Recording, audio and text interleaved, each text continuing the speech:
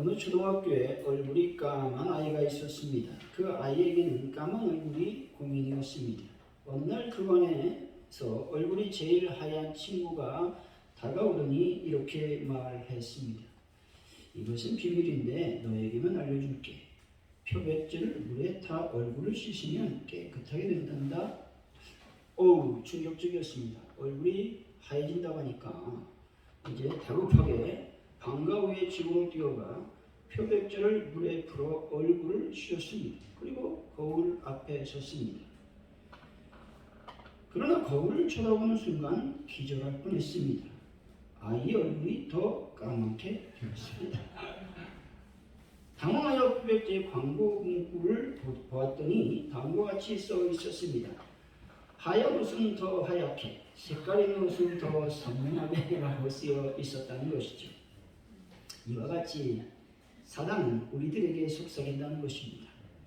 돈을 많이 벌면 행복해질 수 있어. 주의를 빠지면 여유로운 삶을 살 수 있어. 기쁘게 살 수 있어. 명예와 권력을 얻으면 아무도 너를 무시하지 못할 거야 라고 말이죠. 결국 많은 사람들이 이런 사단의 속삭임에 여러분 넘어가 믿음을 떠나 세상으로 향하고 있다는 것입니다. 하나님 믿기보다는 세상이 정의를 외치기 위해 교회를 떠나고 있는 것이죠. 교회의 부조리와 부패를 세상 법정으로 끌고 가는 것이 공의를 행하는 것이라고 외치고 있다는 겁니다. 이 모든 것들은 자신들의 이익과 유익을 위한 외침이라는 것입니다. 아버치라고 하는 가수가 있는데 이분이 밤이라고 하는 노래를 불러서 아주 유명하게 되었습니다. 가사 중에 이런 글귀가 눈에 들어옵니다. 넌 언젠가 세상을 떠나게 될 거야. 그러니 추억할 만한 인생을 살아보렴. 저 빛나는 별들에 너의 이름을 새겨보아. 너에게 주어진 삶을 저버리지 말고 그 밤은 절대로 사라지지 않을 거야 라는 가사를 중간중간 제가 캡처했습니다. 가사를 살펴보면 정말 멋진 인생을 살아가는 것처럼 보인다는 것입니다. 하지만 그 중심을 살펴보면 자기 인생을 최대한 즐기라고 하는 말인 것이죠. 한 번뿐인 인생을 의미 있는 추억을 만들기 위해 최대한 자신을 위해 끊임없이 투자하라고 말하는 것입니다. 이것이 바로 사단의 속삭임인 것입니다. 사단은 그럴듯한 속삭임으로 우리를 속인다는 것입니다. 다시 말해서 사단은 너가 하고 싶은 것을 하라고 말합니다. 내 인생의 주인은 너라고 말합니다. 너가 하고 싶은 것이 곧 하나님이 너에게 원하는 것이라고 말한다는 겁니다. 그럼 과연 그럴까요? 아비치라는 가수가 어떻게 되었을까요? 그는 약물과 술에 중독되어 지내다가 2018년 극단적인 선택으로 생을 마감했다라는 겁니다. 사단의 음성은 달콤합니다. 맛집을 찾아서 주말에 여행을 떠나라고 말합니다. 힐링하러 떠나라는 겁니다. 너 피곤하지 않냐? 일주일 동안 열심히 일했지 않냐? 열심히 일한 너 떠나라. 속삭인다는 것이죠. 캠핑하러 주말에 떠나라고 속삭인다는 겁니다. 사단의 음성은 바로 나만을 위한 투자, 내 인생을 살아가라고 말한다는 겁니다. 90년대 유행했던 유행가죠. 민혜경 씨의 노래 내 인생은 나의 것 이란 가사입니다. 내 인생은 나의 것, 나에게 맡겨달라라고 말하고 있습니다. 성도는요, 내 인생이 없어야 됩니다. 아멘. 하나님이 나의 인생이 되어야 되고 하나님의 음성을 따라 살아가는 사람이 바로 성도라고 하는 것입니다. 아멘. 사랑하는 성도 여러분, 하나님께 나의 인생을 온전히 맡기시고 또 주님의 은혜 안에서 멋진 삶을 살아가는 분들이 다 되시기를 예수 이름으로 간절히 축원드립니다. 아멘. 오늘 말씀은 의를 위해 당하는 고난의 축복과 그리스도의 고난의 모범에 대해서 언급하고 있는 말씀입니다. 13절에서는 성도들이 더욱 적극적으로 선을 행해야 된다 말하고 있습니다. 14절에서 17절까지 말씀은 선행 중에 고난받는 것이 하나님의 뜻이라면 그러한 고난은 악행의 결과로 인한 고난과는 다르다라고 말합니다. 이것은 복되고 유익한 것이므로 이에 대하여 두려워하거나 소동하지 말라 말하고 있습니다. 그리고 항상 선한 양심을 간직함으로써 누군가 선행에 어떤 비방하는 자가 있다면 스스로 부끄럽게 느끼게 하라고 권면하고 있습니다. 18절에서 22절의 말씀은 고난받았지만 부활하사 영광의 자리에 오르신 예수 그리스도의 모범을 제시하고 있습니다. 성도로 하여금 고난에 동참해 그러한 그리스도를 본받도록 촉구하고 있다는 겁니다. 오늘 말씀을 통해서 나의 인생, 하나님의 인생이란 제목을 어떻게 하면 성도가 자신의 인생을 살지 않고 하나님의 인생을 살 수 있는지 하나님의 은혜를 나누도록 하겠습니다. 하나님의 인생을 살려면 첫째로 열심으로 선한 일을 행해야 된다 말씀하고 있습니다. 13절이죠. 한번 읽어봅니다. 시작. 또 너희가 열심으로 선을 행하면 누가 너희를 해하리요. 아멘. 여기서 열심으로라고 하는 말은 뜨겁게 하다, 타는 듯하다 라는 의미가 있습니다. 다시 말해서 너희가 열심으로 선을 행하면 이라고 하는 말을 직역하면 너희가 선의 열성자들이 되면 이라고 하는 말입니다. 여기서 열성자라고 하는 말은 당시 유대의 독립을 위해서 로마의 폭력에 항거했던 열심 당원들을 가리킨다는 것입니다. 결론적으로 말하면 선을 행하면 해를 당하지 않는다 말하고 있는 겁니다.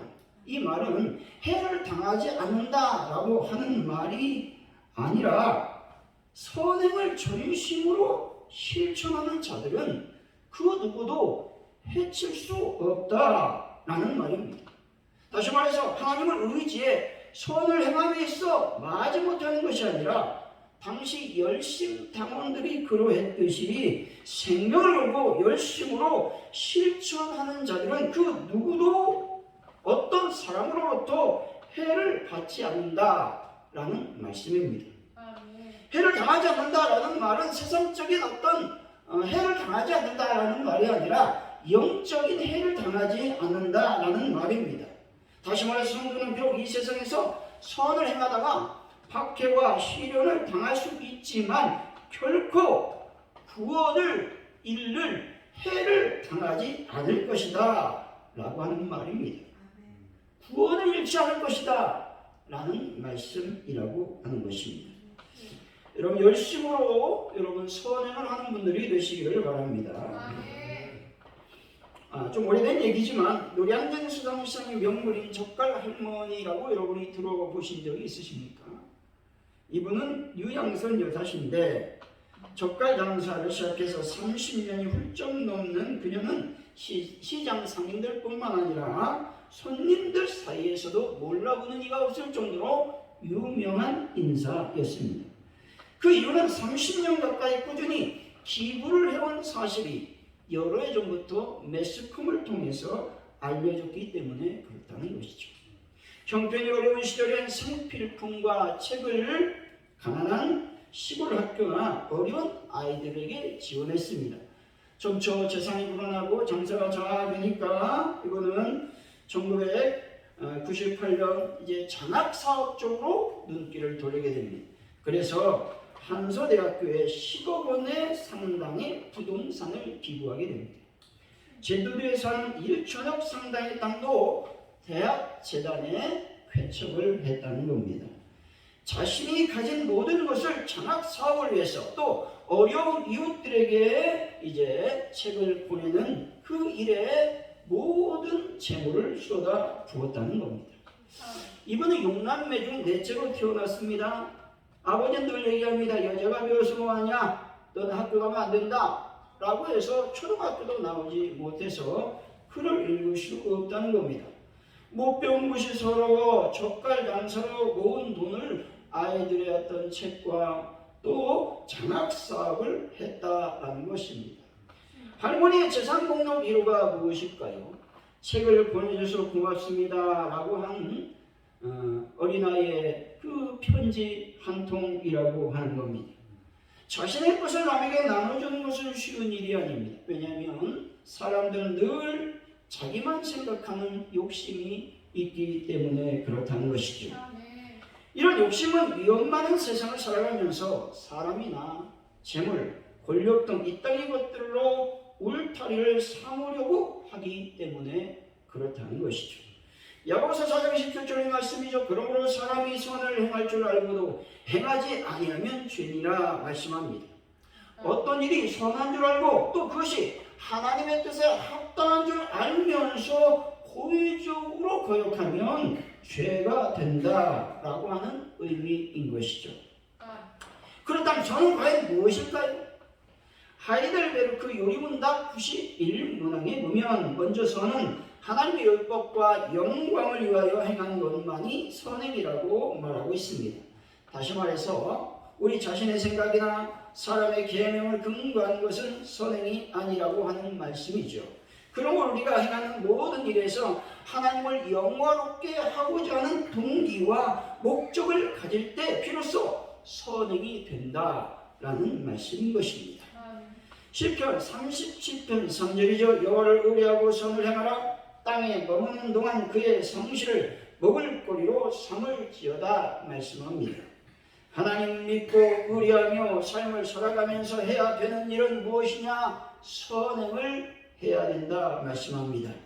우선순위는 하나님의 영광이요 하나님의 나라와 의를 위해서 행하는 삶을 살아야 된다고 말씀하고 있는 겁니다. 그리고 선행은 다른 사람의 유익과 복을 위하여 실제로 무엇인가 행하는 것이 선행이라고 말하고 있는 겁니다.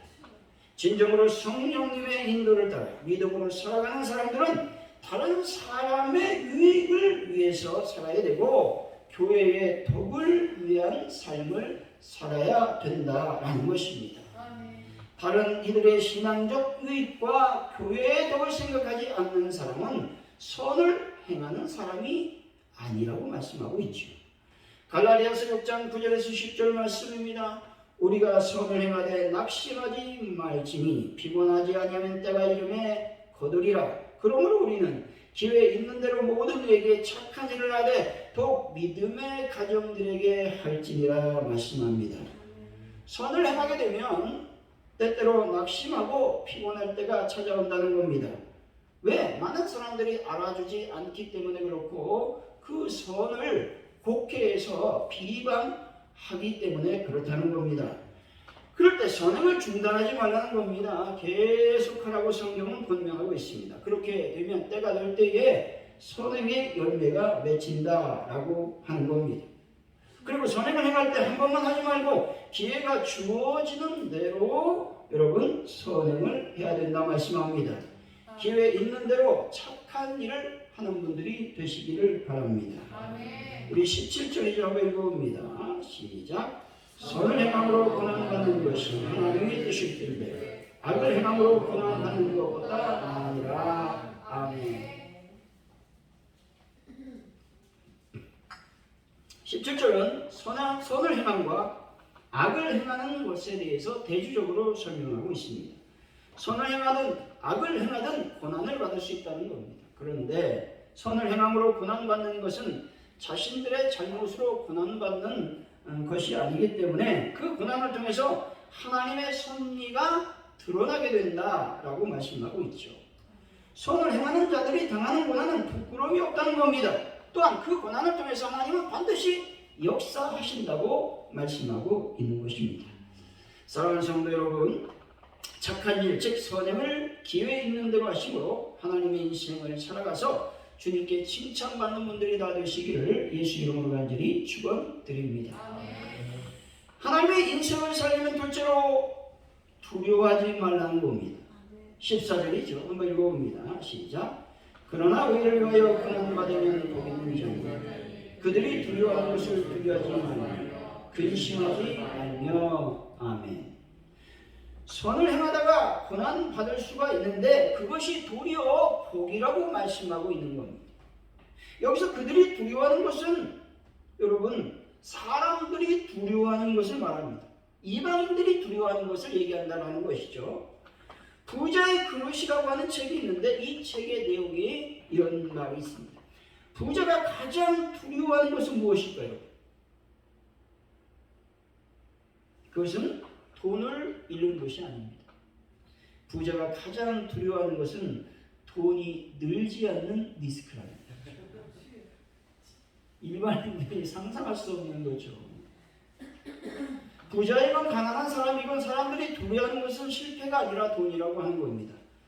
실패하면 두려워하죠. 왜 그러냐면 돈이 없어지기 때문에 그렇다는 것이죠. 사람들은 건강을 잃는 것을 또한 두려워합니다. 성경은 이방인들이 무엇을 두려워하는지에 대해서 말씀하죠. 마태복음 6장 25절의 말씀이죠. 그러므로 내가 너에게 이르노니 목숨을 위하여 무엇을 먹을까 무엇을 마실까 몸을 위하여 무엇을 입을까 염려하지 말라. 목숨이 음식보다 중하지 아니하며 몸이 의복보다 중하지 아니하냐 말씀합니다. 사람들은 의식주의 문제를 최대의 걱정거리, 근심거리, 염려거리로 생각하고 있다는 겁니다. 성경은 더 중요한 것이 있다고 말씀하는데 목숨이 중요하다, 몸이 더 중요하다라고 말씀하고 있는 겁니다. 마태복음 6장 31절 32절이죠. 그러므로 염려에 이르기를 무엇을 먹을까 무엇을 마실까 무엇을 입을까 하지 말라. 이는 나 이방인들이 구하는 것이라. 너희 하늘 아버지께서 이 모든 것이 너희에게 있어야 할 줄을 아시느니라 말씀합니다. 이방인들은 먹을 것과 마실 것과 입을 것에 대해 걱정한다는 겁니다. 그런데 하나님께서 있어야 할 줄을 안다라고 말씀하고 있는데 이 말씀은 하나님께서 부족하지 않도록 모든 것들을 채워주신다라고 하는 말씀인 것입니다. 하나님께서는 그 자녀들에게 먹을 것과 입을 것과 마실 것을 염려하지 않도록 채워주신다고 말씀하고 있는 겁니다. 바울이 이렇게 고백하죠. 빌립보서 4장 11절 말씀입니다. 내가 궁핍함으로 말하는 것이 아니라 어떤 형편에든지 나는 자족하기를 배웠노니 말씀합니다. 바울은 풍부할 때에도 비천할 때에도 자족하기를 배웠다고 고백하고 있는 것이죠. 그리고 배고플 때에도 배부를 때에도 풍부하고 궁핍할 때에도 어떠한 상황에 처할지라도 하나님 안에서 일체의 비결을 배웠는데 그것은 바로 자족하는 삶이라고 말씀하고 있는 것입니다. 하나님 안에서 일체의 비결을 배워 자족하는 삶을 살아가는 분들이 되시기를 바랍니다. 자족하여 하나님께서 반드시 채워주신다는 믿음이 생길 때 두려움은 사라지게 되는 것입니다. 지금도 사단은 성도들의 마음에 미래에 대한 불안감을 조장합니다. 또 미래에 대한 어떤 의식주에 대한 두려움을 심으려고 애를 쓰고 있다는 겁니다. 때문에 성도들은 아무리 힘든 상황을 만난다 할지라도 하나님은 선하시고 인자하심이 영원하시다라고 하는 것들을 굳게 믿고 있어야 되는 겁니다. 두려움이 생기면 두려움과 싸워서 이기려고 하지 말고 우리가 어디로 피해야 되겠습니까? 하나님의 날개 그늘하에 피해야 되는 겁니다. 왜냐하면 하나님은 나의 피난처가 되시기 때문에 그렇다는 겁니다. 어떤 목사님이 이렇게 말씀하는 것을 제가 들었습니다. 환경은 변해도 변하지 않는 3M이 있다라는 겁니다. 주님, 다시 말해서 마스터는 변하지 않습니다. 말씀, 메시지는 변하지 않습니다. 사명, 미션은 변하지 않습니다. 말했습니다. 이렇게 변하지 않는 주님, 말씀 안에 여러분들이 거하는 분들이 되시기 바랍니다. 사랑하는 성도 여러분, 두려운 일이 생겨도 내일의 축복을 생각하며 능히 이기시기 바랍니다. 그래서 모든 연륜을 주님께 맡기고 모든 것에 부족함이 없는 하나님의 인생을 살아가는 분들이 되시기를 예수의 이름으로 간절히 축원드립니다. 하나님의 인생을 살면 셋째로 증인의 삶을 살아야 된다고 말씀합니다. 15절 말씀 한번 읽어봅니다. 시작. 너희 마음에 그리스도를 주로 삼아 거룩하게 하고 너희 속에 있는 소망에 관한 이유를 묻는 자들에게는 대답할 것을 항상 준비하되 온유와 두려움으로 하고 아멘. 소망에 관한 이유를 묻는 자들이 생겨난다는 겁니다. 언제 소망에 관한 질문을 받게 될까요? 그것은 세상 사람들이 보기에 성도들이 핍박과 고난을 당하면서도 두려워하기는커녕 오히려 복으로 생각하며 기쁨으로 대할 때 야, 너 왜 그러니? 어떻게 그렇게 살 수 있니? 라고 묻게 된다는 겁니다. 다시 말해서 성도들의 모습이 자기들의 상식을 뛰어넘어서 그리하여 자기들과 분명히 구분되는 것을 볼 때 무엇 때문에 기쁨으로 사느냐라고 묻게 된다라는 것입니다. 또 본문에서 소망이라고 하는 것은 산소망을 말하고 있죠. 산소망이라고 하는 말은 하늘에 간직한 썩지 않고 더럽지 않고 쇠하지 않는 그 어떤 영적인 기업을 말하고 있는 것입니다. 여기서 본질적으로 소망이라는 말은 언제, 어디서, 누구에게 구원의 진리에 대한 질문을 받더라도 당황하지 말고 답변할 수 있도록 항상 준비하라고 하는 말씀인 것입니다. 마가복음 16장 15절이요. 또 이르시되 너희는 온 천하에 다니며 만민에게 복음을 전파하라 말씀합니다. 만민에게 복음을 전파해야 된다고 성경은 말씀하고 있죠. 다시 말해서 주님께서 분명하게 복음의 증인이 되라고 말씀하고 있는 겁니다. 교회는 언제나 전도해야 된다는 겁니다. 예수님을 믿는 믿음으로 말미암아 정해진 복음이 아무리 전 인류를 구원하는 좋은 소식일지라도 이것을 전하는 사람이 없다면 오늘날 교회는 존재하지 않았을 것입니다. 성경을 기록하는 사람도 전도자요. 초대교회로부터 역사상 교회를 세우고 이끌어간 모든 사람들이 다 전도자라고 하는 것입니다. 만약 우리가 이 전도의 삶을 다하지 못한다면 이 시대뿐만 아니라 점차 다가올 시대의 모든 사람들을 불행한 삶 가운데 버려두는 결과를 초래하게 될 수밖에 없다라는 겁니다. 증인의 삶을 살게 되면 먼저 절과 간에어 축복의 삶을 살게 된다는 겁니다. 절망에서 희망의 역사가 일어나게 되는 것입니다. 그리고 증인의 삶을 살게 되면 죽은 영혼이 살아나는 것입니다. 사회의 바른 정신, 선한 양심을 가진 사람이 많아지게 될 것입니다. 사회가 복음화될 때 교회가 성장하게 되고 또 북한이 하나님의 복음으로 변화가 될 것입니다. 그렇게 되면 사회가 살아나서 평화적인 통일도 이루어지게 되는 것입니다. 사도행전 1장 8절이죠. 오직 성령이 너에게 임하시면 너희가 권능을 받고 예루살렘과 온 유다와 사마리아와 땅끝까지 이르러 내 증인이 되리라 말씀합니다. 하나님의 성령을 받아 하나님의 증인이 되어야 하는 것입니다. 하나님의 성령을 받음으로 생각이 바뀌고 삶의 자리를 변화시키는 역사를 이루어야 하는 것입니다. 다시 여러분과 관계된 모든 사람들에게 시간을 내어 관심을 갖고 하나님의 복음을 증거하는 분들이 다 되시기를 바랍니다. 결론적으로 나의 인생이 아닌 하나님의 인생을 살려면 첫째로 열심으로 선행을 행해야 됩니다. 둘째로 두려워하지 말아야 됩니다. 셋째로 증인의 삶을 살아야 되는 것입니다. 사랑하는 성도 여러분, 내 인생이 아닌 내 인생이 나의 것이 아님을 선포하고 항상 하나님의 인생을 살아감으로 말미암아 하나님의 증인의 삶을 살아가는 귀한 분들이 되시기를 예수 이름으로 간절히 축원드립니다. 기도합니다.